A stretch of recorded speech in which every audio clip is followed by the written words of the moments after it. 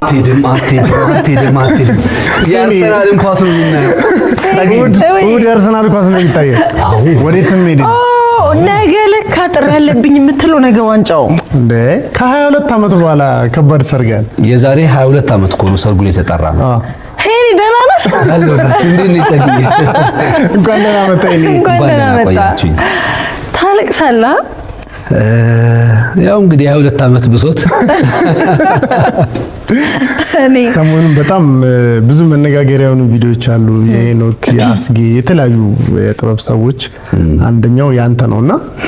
ከጨዋታው መጠናቀቅ በኋላ እያለቀስክ ናየናና ምን ያክል የእግር ኳስ ስሜቱ ከባድ እንደሆነ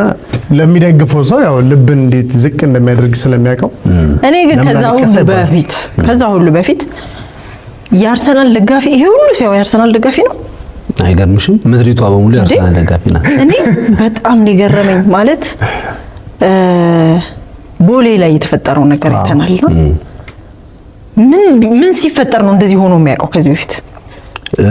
ብሔራዊ ቡድን ነው ለአፍሪካ ዋንጫ ስናልፍ አዎ ለአፍሪካ ዋንጫ ስናልፍ ኃይሌ ከኦሎምፒክ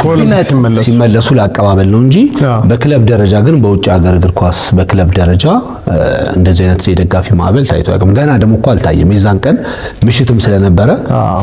ያው አረጋግጠ ነው አይደለም አረጋግጠ እንጂ ዋንጫውን ገና አዎ ነገ እስኪ ደግሞ ጉዳችሁን እና